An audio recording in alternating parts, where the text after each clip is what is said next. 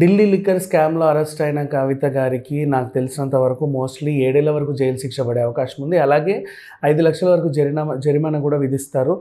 And ఇకపోతే ఈవిడ్ని money laundering కేసులో మొదట అరెస్ట్ చేసే అవకాశం ఉంది. ఇప్పుడు మనీ లాండరింగ్ అంటే ఏంటనేది తెలుసుకుందాం. అంటే ఆవిడ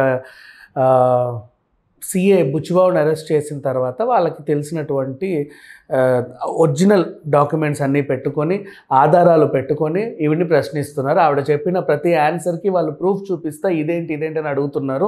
ఆవిడ కూడా ఆమె అంటుంది. నాకు తెలిసినంత వరకు మోస్ట్‌లీ 5 రోజుల విచారణ అయిపోయిన తర్వాత ఆవిడకి శిక్ష పడే అవకాశం అయితే మెండుగా కనబడుతుంది.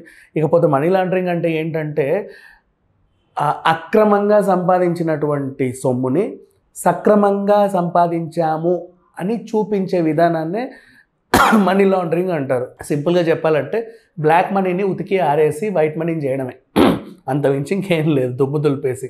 అందుకే దానికి లాండరింగ్ మనీ లాండరింగ్ అలా తిప్పి చూపిస్తారు.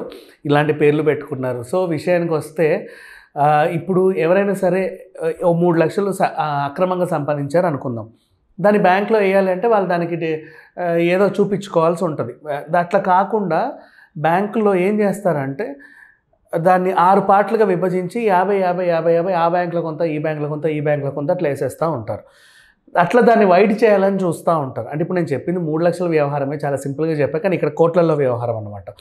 సో దాన్ని వాళ్ళు ఎలా చేయాలో అర్థం కాక కొంతమంది క్యాష్ రూపంలో పెట్టుకుంటారు, దాన్ని ఇంట్లో దాచుకుంటారు, బంకర్లలో దాచుకుంటారు, అప్పుడప్పుడు బయటికి తీస్తారు. ఈ టైంలోనే అప్పట్లో డిమానిటైజేషన్ అయిన టైంలో చాలామంది ఇబ్బంది పడ్డారు. ఆ తర్వాత మోస్ట్లీ చాలా వరకు బ్లాక్ మనీ వెళ్ళిపోయింది. ఇప్పుడు ప్రజెంట్ కూడా ఇంకా బ్లాక్ మనీ బోల్డ్ అంతా ఉంది. దీన్ని అటు తిప్పి ఇటు తిప్పి సక్రమంగా మేము సంపాదించాము, చాలా కష్టపడి చెమటోడ్చి సంపాదించామని చూపించే దాఖలాలు చేస్తారు. రకరకాల బిజినెస్లు కూడా ఎంచుకుంటారు వీటికి. అలా కవిత ఎంచుకున్న బిజినెస్ మార్గం ఢిల్లీ లిక్కర్ స్కాము. ఆ లిక్కర్ పాలసీలో పెట్టుబడులు పెట్టి వాళ్ళకు 100 కోట్లు చక్కగా అలా ఇచ్చేసి ఎక్కువ సంపాదన చేసి ఇదంతా మేము వైట్గా సంపాదించామని చూపించాలి అనుకున్నారు. అంటే వీళ్ళు కాళేశ్వరంలో కానీ, ఈవెన్ రోడ్లలో, ఈవెన్ మన సచివాలయంలో మొత్తం ఈ 10 ఏళ్లలో ఎంత దోచుకున్నారో ఆ దోచుకున్న సొమ్మంతా కవిత పేరు మీద ఒక చిన్న బిజినెస్ పెట్టి అదంతా వైట్ చేద్దాం అనుకున్నారు, సైలెంట్గా ఉంది కదా అని చెప్పేసి. కాకపోతే అనుకోకుండా పాపం తెలుసో తెలియకో ఈవిడ ఇరుక్కుంది. ఈవిడ ఎంచుకున్న మనుషులు కూడా ఇరుక్కున్నారు. అండ్ అలాగే ఈవిడతో పాటు ఈవిడ దొరికిన పాపానికి ఈవిడతో పాటు ఇంకా చాలామంది దొరకాల్సి వచ్చింది.